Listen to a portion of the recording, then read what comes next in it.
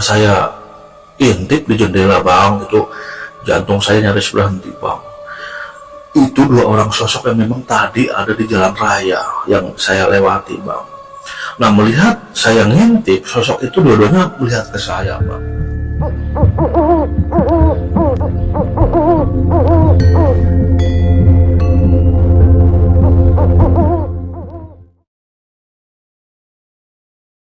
Assalamualaikum warahmatullahi wabarakatuh. Waalaikumsalam warahmatullahi wabarakatuh. Jadi begini bang, kalau kata orang yang disebut indigo ya, yang katanya bisa melihat, mungkin itu adalah saya salah satunya. Padahal dari awal atau dari kecil saya itu tidak bisa melihat yang seperti itu. Namun ada satu peristiwa yang membuat saya ini lebih sensitif pada hal-hal yang tidak kelihatan. Di masa sekolah dulu, di saat SMP, saya pernah demam panas selama 3 hari. Nah, dalam demam itu, saya ini bermimpi dibawa oleh seorang kakek-kakek. Dan kata orang rumah sih, selama 3 hari itu saya sempat koma. Bahkan detak jantung pun sangat kecil sekali. Itu juga ada yang bilang sudah meninggal. Namun pihak keluarga saya ini masih kekeh bahwa ini belum meninggal. Nah, di hari keempat, saya ini tersadar. Setelah mengalami peristiwa itu, saya juga bingung. Tiba-tiba saya bisa melihat apa yang orang lain tidak lihat. Mungkin bagi orang lain ini saya halusinasi. Tapi saya sendiri, ya saya kucek-kucek pun atau saya merem, ini juga bayangan atau sosok-sosok tertentu ini tidak hilang. Awal mula mereka ini mendekati saya. Namun lama-kelamaan saya mulai paham bahwa mereka ini mengajak komunikasi. Awalnya saya bingung menggunakan bahasa apa. Namun sepertinya ini ada yang menuntun. Akhirnya ya saya menggunakan bahasa batin. Walaupun memang tidak semua makhluk itu juga berkomunikasi dengan menggunakan bahasa batin. Ada juga yang memang dia berbicara namun dengan bahasa yang lain atau bahasa seperti bahasa isyarat. Namun ya anehnya saya bisa mengerti. Nah, jujur saya bukan orang yang pemberani.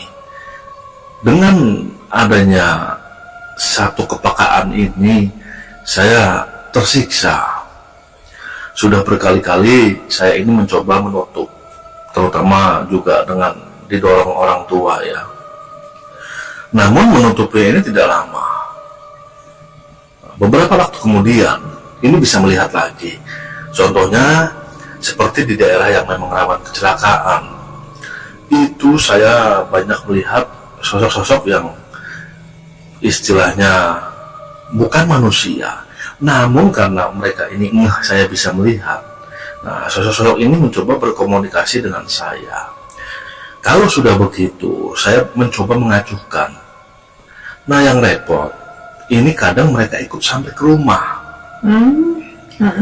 Sampai ke rumah, sampai mengganggu orang-orang rumah. Itu yang saya kadang-kadang tidak suka.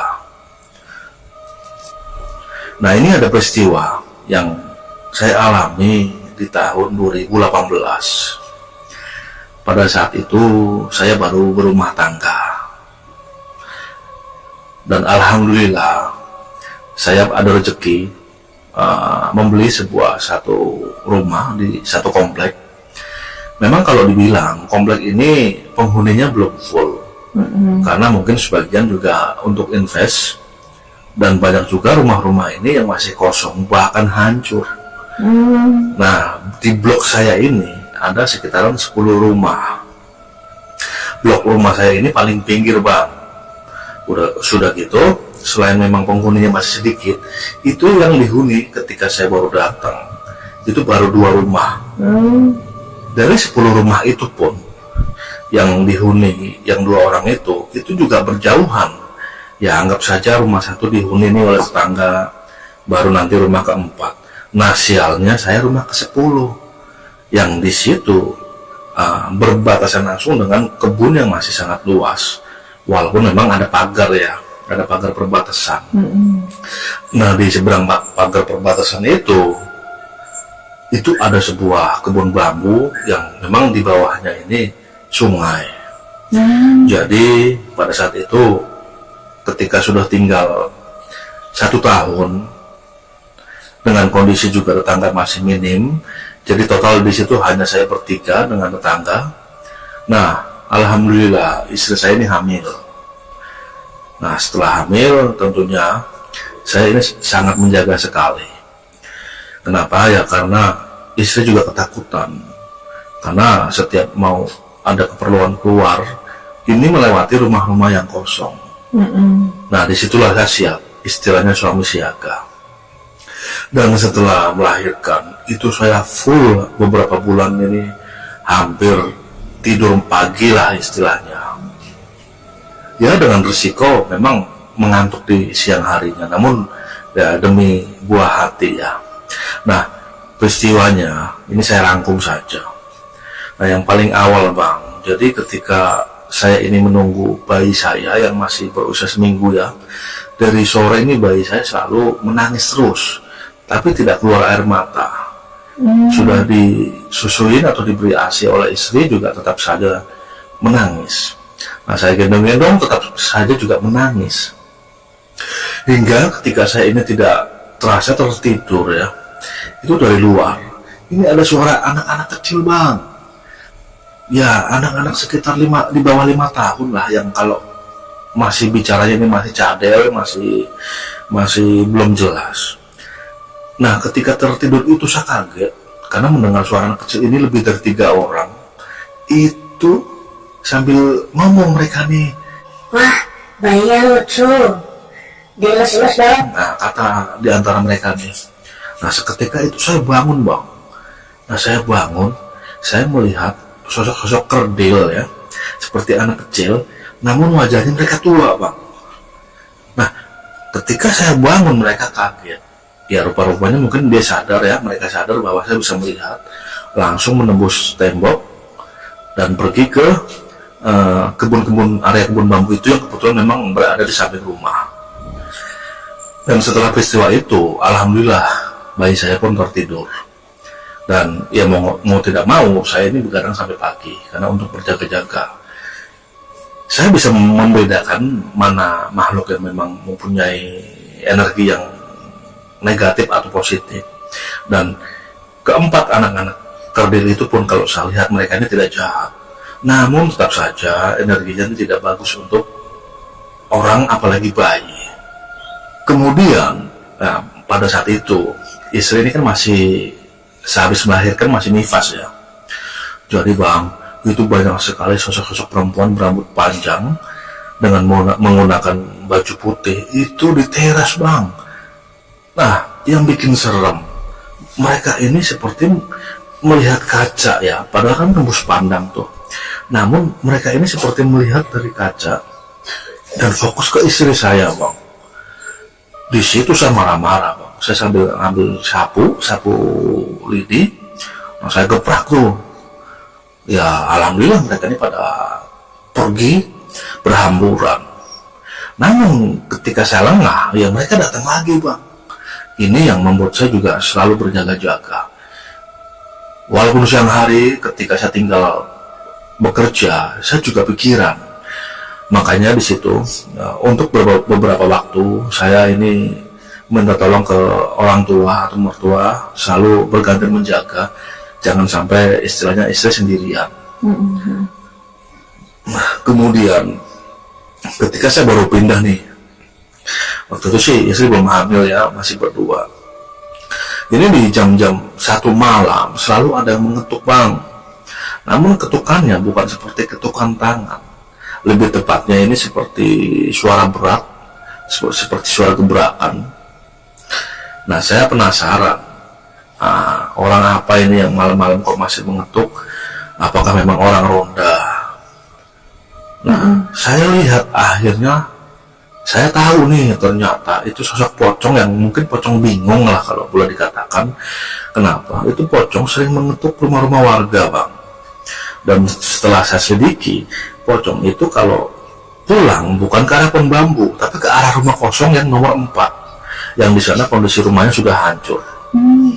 Kalau saya pulang malam, saya melirik ke posisi rumah 4, itu ada pocongnya itu. Sambil melirik ke saya juga, dan ya itu tadi saya bilang, karena mungkin makhluk itu tahu saya bisa melihat dalam tanda kutip, mereka pun malah tertarik, makin tertarik. Dan alhamdulillah memang kalau untuk masuk ke rumah yang energinya negatif itu tidak bisa, karena saya pernah dikasih tahu oleh teman yang memang paham, itu seperti sudah digaris, istilahnya seperti ada benteng. Nah, apalagi juga kalau memang kita ini rajin beribadah, mereka tidak bisa masuk rumah. Namun ya tetap saja bagi saya itu tetap menyeramkan, apalagi bagi istri, walaupun istri tidak melihat. Jujur Bang, saya sangat tersisa sekali dengan gift inilah, atau pemberian ini yang memang saya juga sebetulnya tidak mau. Jarak, kenapa memang di pinggir saya itu di pinggir rumah saya itu jadi angker seperti itu? Selain memang ada kebun Bang, jadi di bawah itu kan memang ada sungai kecil ya, ukuran sekitar 4 meteran lah lebarnya. Di sana pernah beberapa kali diketemukan mayat lah pada intinya. Jadi nyangkut tepat berada di bawah pohon bambu yang memang kalau di bawah itu seperti ada lubang-lubang, seperti ada lubang biawak ya. Nah itu nyangkut di situ, pernah beberapa kali. Dan sosoknya itu sering main ke daerah rumah saya. Saya tahu itu sosoknya, dan mereka ini sepertinya ingin berkomunikasi dengan saya. Namun saya menutup diri. Kenapa? Repot Bang, kalau kita istilahnya menimpali ya, itu akan sangat panjang ceritanya. Karena mereka ini juga, kalau saya lihat ya, jujur saya belum bisa membedakan mana yang memang itu asli, memang boleh dikatakan korin, dan mana memang itu asalnya memang makhluk halus. Karena mereka juga kedua-duanya kalau menurut saya juga sama-sama menyeramkan Bang. Dan sampai saat ini di komplek rumah saya itu tetap saja masih kami bertiga yang menempati blok itu, belum ada penghuni lain. Walaupun memang kadang-kadang yang punya rumah ini di antara mereka juga melihat keadaan rumahnya. Namun ketika saya ajak ngobrol, kapan Pak nih kira-kira pindah ke sini nih biar saya ada tetangga, itu adalah potongan obrolan saya dengan orang tersebut. Ya dia ini bilang, wah saya belum tahu Mas, ini pun cuma investasi aja. Kalau untuk pindah ke komplek ini saya juga belum ngerti Bang kapan itu. Itu percakapan saya dengan orang yang memang punya rumah di daerah itu. Ada juga yang survei nih Bang nih, survei, mereka ini nyari lokasi nih. Dan saya tahu di antara orang survei itu ada orang yang memang paham juga Bang. Akhirnya nggak jadi. Jadi ya seperti itulah yang saya alami ya. Karena jujur begini, untuk pindah ke lokasi lain juga saya belum ada rezeki.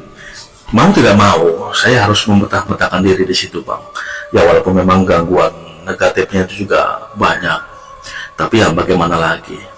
Dan yang serem lagi nih Bang nih, ini ya sebetulnya banyak Bang ceritanya, namun ini saya ingat-ingat yang memang jelas sekali Bang.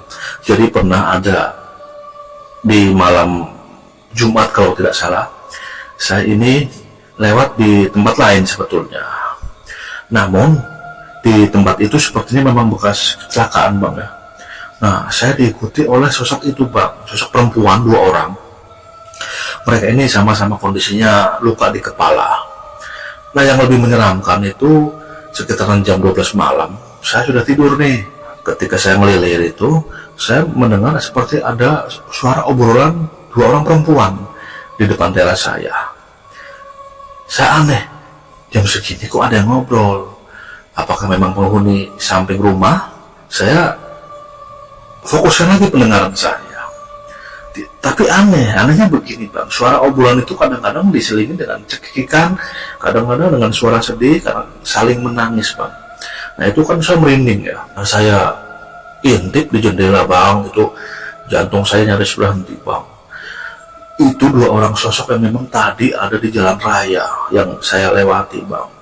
Nah melihat saya ngintip, sosok itu dua-duanya melihat ke saya bang, malah mendekati ke saya. Namun ya itu tadi saya bilang, dia tidak bisa masuk ke dalam. Namun walaupun seperti itu, saya bisa berkomunikasi. Dia meminta tolong kepada saya, istilahnya disempurnakan. Saya belum paham apa itu arti kata disempurnakan. Dua sosok ini akhirnya bilang, bang tolong tempat kami kecelakaan ini disiram dengan air doa bang, supaya kami ini tidak kebingungan. Ini kata kedua sosok ini. Ya akhirnya besokannya saya pun mengikuti apa yang mereka mau ya. Jadi ada satu air saya ngambil di seperti botol kemasan tuh. Nah saya doakan. Setelah saya doakan, nah saya siramkan ke tempat bekas kecelakaan itu. Ya di situ saya bilang dan berdoa juga ya supaya tenanglah istilahnya arwahnya. Dan alhamdulillah bang, selain memang tidak mengganggu lagi, sosok itu sudah tidak kelihatan di jalan itu bang. Paling kalaupun ada ya seperti sosok-sosok siluman yang memang dalam tanda kutip mereka juga salah satu terjadinya penyebab kecelakaan. Yang mereka ini jahil. Kenapa jahil? Karena selain penghuni tetap daerah itu, mereka ini seperti ada juga buangan. Buangan kenapa? Ada yang memang dipindahkan ke daerah itu, entah perjanjian seperti apa. Nah karena dipindahkan seperti itu dan sering dikasih tumbal, ya akhirnya keterusan makan tumbal di situ dengan sistem random atau acak. Ya alhamdulillah setelah saya doakan dengan air tersebut ya, mereka tidak pernah kelihatan lagi. Jadi itu bang garis besarnya yang saya alami langsung. Kalau untuk cerita-cerita yang penampakan hanya sekilas itu banyak bang. Namun ini saya rangkum cerita yang memang saya alami. Ya demikian saja. Ya terima kasih bang ceritanya bang ya. Dan saya juga Pradipari mengucapkan banyak terima kasih kepada kawan-kawan semua yang masih setia mendengarkan cerita-cerita saya, yang tentunya ini datang atau hadir dari berbagai narasumber. Tidak panjang lebar, saya Pradipari Channel mengucapkan Assalamualaikum warahmatullahi wabarakatuh.